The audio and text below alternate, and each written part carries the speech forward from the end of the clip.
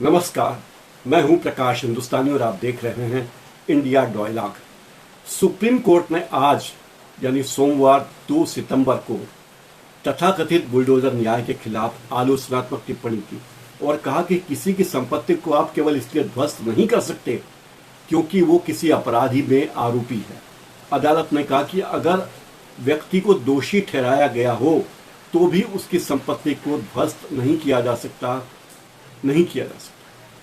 गंभीर अपराधों के आरोपियों के घरों के खिलाफ अधिकारी अक्सर बुलडोजर की कार्रवाई करते थे। बुलडोजर एक्शन और एक बड़े वर्ग द्वारा इस बुलडोजर एक्शन की तारीफ भी की जाती थी। इसे एक पार्टी ने वोट कबाड़ने का तरीका भी बना लिया। उत्तर प्रदेश, मध्य प्रदेश, राजस्थान, गुजरात, असम, इन सब राज्यों में बड़े पैमाने पर बुलडोजर एक्शन लिया गया। कई आरोपियों के घरों को गिरा दिया गया। इनमें तमाम राजनीतिक दलों से जुड़े आरोपी भी शामिल थे। अभी मध्य प्रदेश में एक पूर्व कांग्रेसी नेता का घर भी गिरा दिया गया। छतरपुर की वारदात है, जबकि वो कांग्रेसी नेता पुलिस थाने पर पथराव रोकने के लिए जनता को समझा रहे थे, लेकिन ये छवि गढ़ी गई कि वो कांग्रेसी नेता थाने पर हमला करने के लिए लोगों को भड़का रहे थे। यानी वो व्यक्ति जो सरकार की, पुलिस की मदद करना चाहता था, पथराव के लिए रोकना चाहता था, उस आदमी का घर ही मध्य प्रदेश की सरकार ने गिरा दिया। योगी आदित्यनाथ की सरकार तो इसे तमाम मामलों में बदनाम हो चुकी है और यहाँ तक कि योगी आदित्यनाथ अपने चुनाव घोषणा पत्र में भी तारीफ करते रहते हैं, प्रचार करते रहते हैं कि हमने इतने निर्माण तोड़े हैं। दरअसल हुआ ये कि सुप्रीम कोर्ट में दुष्यंत दवे ने जमीयत उलेमाए हिंद की तरफ से एक याचिका लगाई और कहा कि 2022 में दंगों के तुरंत बाद दिल्ली के जहांगीरपुरी में कई लोगों के घरों को केवल इसलिए ध्वस्त कर दिया गया था कि उन पर दंगा भड़काने का आरोप था। अधिवक्ता चंद्र उदय सिंह ने उदयपुर के एक मामले का हवाला दिया जहां एक व्यक्ति का घर इसलिए तोड़ दिया गया था क्योंकि किराएदार के बेटे पर कथित अपराध का आरोप था। यानी किराएदार के बेटे ने अपराध किया होगा, आरोपी था और तोड़ दिया मकान मालिक का घर। सुप्रीम कोर्ट की सख्त टिप्पणियों के साथ ये भी कहा है आज कि वो सार्वजनिक सड़कों पर बाधा डालने वाली किसी भी अवैध बिल्डिंग की रक्षा नहीं कर सकता। सुप्रीम कोर्ट ने अधिकारियों से पूछा कि क्या सिर्फ इसलिए किसी का घर गिराया जा सकता है कि वो आरोपी है, सिर्फ आरोपी है, क्या इसके लिए आप किसी का घर गिरा देंगे? सुप्रीम कोर्ट ने कहा कि इस मुद्दे पर दिशा निर्देश तय करने के लिए प्रस्ताव करती है। हम प्रस्ताव मंगा रहे हैं और हम दिशा निर्देश जारी करेंगे। ये आपके पिताश्री का राज नहीं चल रहा कि किसी का मकान भी तोड़ दो। ये आशय रहा होगा कोर्ट के कहने का, हालांकि उन्होंने ये शब्दावली इस्तेमाल नहीं की गई। सुप्रीम कोर्ट ने कहा कि दिशा निर्देश तय करने के प्रस्ताव हम मांगते हैं। भले ही कोई दोषी हो, फिर भी कानून द्वारा निर्धारित प्रक्रिया का पालन किए बिना ऐसा नहीं किया जा सकता। हम अखिल भारतीय स्तर पर दिशा निर्देश देने के प्रयास कर रहे हैं। उठाए गए मुद्दों पर गंभीरता से विचार करेंगे। हम जनता की चिंता को समझते हैं। आज सुप्रीम कोर्ट में जस्टिस BR गवई और जस्टिस KV विश्वनाथन ने ये कहा कि किसी का एक जिद्दी बेटा हो सकता है, लेकिन अगर इसी पिता का एक जिद्दी बेटा और हो सकता है, लेकिन इस आधार पर उसकी ज़मीन पर बना घर तोड़ दिया जाए तो ये तो कोई तरीका नहीं है। ये ऐसा विध्वंस तभी हो सकता है जब ढांचा अवैध बना हो। अवैध ढांचे के बहाने आप बुलडोजर न्याय करते हैं, क्या ये ठीक बात है? जस्टिस KV विश्वनाथन ने तो आज ये भी कहा, वे बहुत गंभीर थे पूरे मुद्दे पर और उन्होंने बहुत गंभीरता से इस मुद्दे को कहा कि ऐसे मामलों में बचने के लिए निर्देश क्यों नहीं पारित किए जा सकते। पहले नोटिस दो, फिर उसका जवाब देने का समय दो, फिर कानूनी उपाय तलाशने का समय दो और फिर सबके बाद में है विध्वंस। अगर विध्वंस करना ही पड़े तो वो आखिरी विकल्प होना चाहिए। ऐसा नहीं कि किसी का भी मकान तोड़ दिया जाए। पिछले कुछ सालों में कई राज्य सरकारों ने मामूली कथित अपराधों में भी शामिल लोगों के घरों को तोड़ दिया, उनके मकानों को तोड़ दिया, यहाँ तक कि उनकी गाड़ियों को जो पूरी तरह टैक्स देने के बाद खड़ी हुई थी उन्हें भी ध्वस्त कर दिया। जैसे मध्य प्रदेश के छतरपुर में हुआ, एक आरोपी का मकान तोड़ा गया। कहते हैं कि उसकी कोठी करीब 20 करोड़ की थी और उस कोठी में 3 कारें खड़ी हुई थी, महंगी SUV खड़ी थी। उन तीनों कारों को बुलडोजर ने ध्वस्त कर दिया, पिचका दिया, तहस नहस कर दिया। विपक्ष का लगातार ये आरोप है कि एक समुदाय विशेष की संपत्तियों को ही बुलडोजर न्याय की आड़ में निशाना बनाया जाता है। जो सारे अपराधी हैं उनके बारे में ऐसा कुछ नहीं होता। अब सुप्रीम कोर्ट ने इस मामले में 17 सितंबर को सुनवाई की तारीख दी है। कई लोगों का यह कहना है कि सुप्रीम कोर्ट का यह निर्देश देर से आया है। दिल्ली के जहांगीरपुरी में अप्रैल 2022 में जो विध्वंस हुआ था उसमें सुप्रीम कोर्ट में कई याचिकाएं दाखिल की गई थी। तब अभियान पर रोक लगा दी गई थी, लेकिन स्पष्ट फैसला नहीं आया था।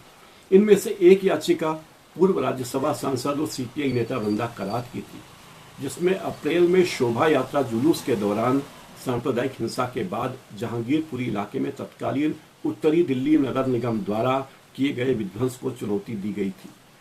यानी जहांगीरपुरी में उत्तरी दिल्ली नगर निगम ने विध्वंस कर दिया बिना बात के।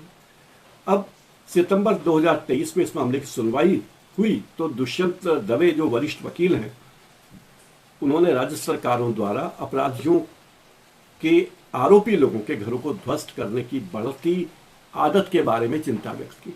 यानी कहीं भी कुछ हो तो मुख्यमंत्री निर्देश दे देते हैं कि मकान गिरा दो, बुलडोजर चला दो, घर तोड़ दो, दुकान तोड़ दो, मकान तोड़ दो। ये तो कोई बात हुई नहीं। दरअसल घर का अधिकार एक अधिकार है। संविधान के अनुच्छेद 21 के तहत जीवन के अधिकार का एक पहलू है। हर व्यक्ति के पास घर होना चाहिए। ये उसका संवैधानिक अधिकार है कि उसका घर हो, लेकिन उस घर को बुलडोजर न्याय के बहाने तोड़ दिया जाए, ये कहा जाए कि नियमों के विरुद्ध बना था। तो नियमों के विरुद्ध बना था तो आपने क्या कार्रवाई की? जब नियमों के विरुद्ध मकान बन रहा था तो किस अधिकारी पर कार्रवाई हुई? निश्चित ही जो है ये सब एक धंधा है जो पैसे कमाने का जरिया अधिकारियों ने बना रखा है। बुलडोजर न्याय के बहाने मकान तोड़ने की धमकी और उसके बहाने वसूली, ये बहुत सामान्य प्रक्रिया है। और मध्य प्रदेश में तो ऐसे बुलडोजर न्याय हुए हैं, न्याय कह रहा हूं मैं इन्वर्टेड कामा में, जो चिंता में डालने वाले हैं। जैसे छतरपुर में 21 अगस्त को एक पुलिस थाने पर कथित हमले की बात कही जा रही है। यहां सरकार ने 20,000 स्क्वायर फीट में बनी 20 करोड़ की 3 मंजिला हवेली को गिरा दी। मोहन यादव की सरकार थी। जब हवेली गिराई जा रही थी तब भी उसके परिवार का कोई सदस्य वहां मौजूद नहीं था। उस हवेली के परिसर में मौजूद तीनों कारें तहस नहस कर दी गई। एफआईआर के मुताबिक 4 भाइयों ने भीड़ को पुलिस पर हमला करने के लिए उकसाया था, ये कहा गया। अब देखिए राजस्थान में भी अगस्त 2024 की वारदात है। 2 बच्चों में चाकूबाजी के बाद एक आरोपी के घर पर बुलडोजर चला दिया गया।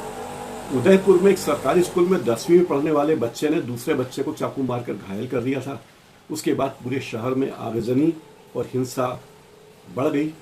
17 अगस्त को आरोपी छात्र के घर पर बुलडोजर एक्शन हुआ। अब विद्यार्थी के घर पर एक्शन हुआ। उसके पिता ने मकान बनवाया था। जो बच्चा 10वीं में पढ़ता है उसने मकान थोड़ी बनवाया होगा। इसके पहले राज्य सरकार के निर्देश पर वन विभाग ने आरोपी के पिता सलीम शेख की अवैध बस्तियों में मकान को खाली करने का नोटिस दे दिया था। उत्तर प्रदेश में तो ये बीमारी बहुत आम हो गई है। उत्तर प्रदेश के मुरादाबाद और बलिया में 2 आरोपियों की 6 संपत्तियां तोड़ी गई। मुरादाबाद में विवाहिता के अपहरण की कोशिश करने का आरोप जिस पर था उसका घर तोड़ दिया गया। आरोपी ने अपहरण का विरोध कर रहे महिला के माँ बाप और भाई को गोली मार दी थी। बरेली में रोटी के विवाद में एक मामला उठा और वहां बुलडोजर एक्शन हुआ। मध्य प्रदेश में जब ये बुलडोजर एक्शन शुरू हुआ तब आप याद कीजिए मध्य प्रदेश में एक हनी ट्रैप नामक मामला हुआ था। तो हनी ट्रैप मामले में जो आरोपी थे, जो लोग हनी ट्रैप मामले को उजागर कर रहे थे, उन सबको उठाकर उन सबके घरों पर तोड़फोड़ कर दी गई। जैसे जीतू सोनी लोक स्वामी नामक अखबार के संपादक प्रकाशक थे, उनके वैध घर को भी तोड़ दिया गया। और जिस होटल में वो कहते हैं कि मैंने एक बिल्डिंग भी नहीं बना, एक ईंट भी नहीं लगाई थी खरीदने के बाद 2.5 दशक में, उस बिल्डिंग को भी तोड़ दिया गया।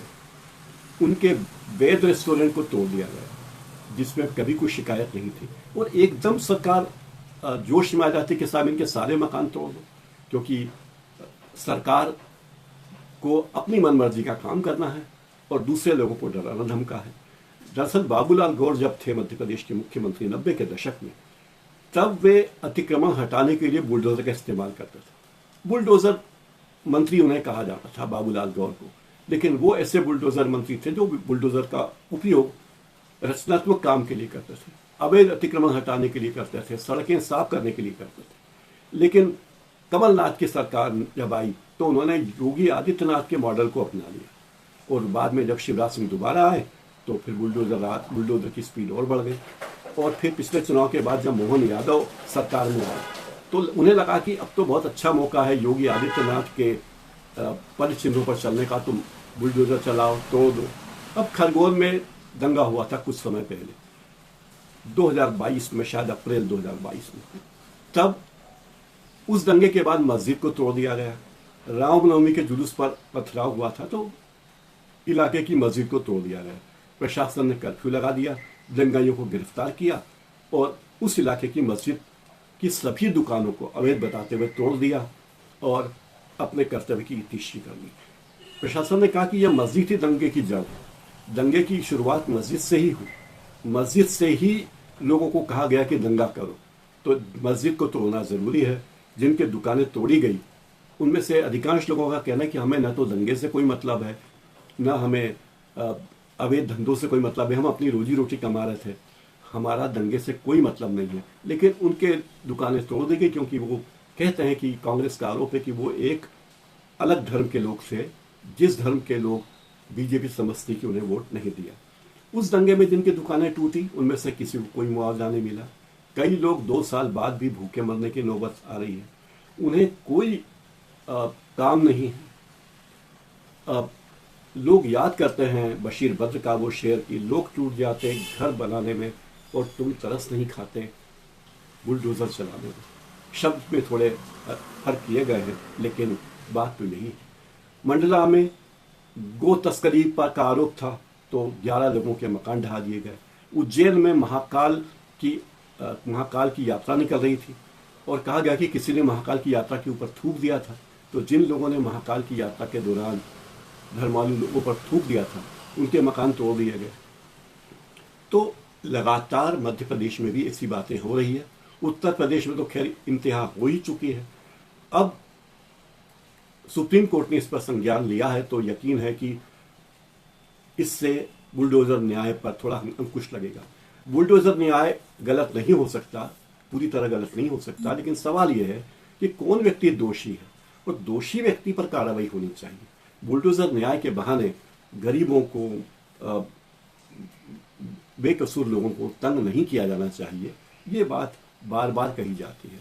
कहीं यह आरोप लगा कि ये गो तस्करी कर रहे हैं, कहीं गोवंश की हत्या कर रहे हैं, कहीं मंदिर में रुकावट डाल रहे हैं, और ऐसे में बुलडोजर चलाना ठीक बात नहीं है। कुल मिलाकर सुप्रीम कोर्ट का यह फैसला बहुत ही प्रेरणादायी है, न्याय की तरफ एक कदम है। और बुलडोजर इंसाफ के बहाने जो लोग नाइंसाफी करते हैं उन पर एक तरह का प्रहार है। उन्हें समझ जाना चाहिए कि ये चीज़ ठीक नहीं है। मेरे इस कार्यक्रम में फिलहाल इतना ही। मेरे चैनल को लाइक कर लीजिए, सब्सक्राइब कर लीजिए और बेल आइकन ज़रूर दबा लीजिए। मेरे कार्यक्रम आपको कैसे लगते हैं ज़रूर बताइए। और हाँ, आपका बहुत बहुत धन्यवाद, आपने इतनी बड़ी संख्या में मेरे चैनल को सब्सक्राइब किया है। मैं आपका बहुत आभार मानता हूँ। धन्यवाद।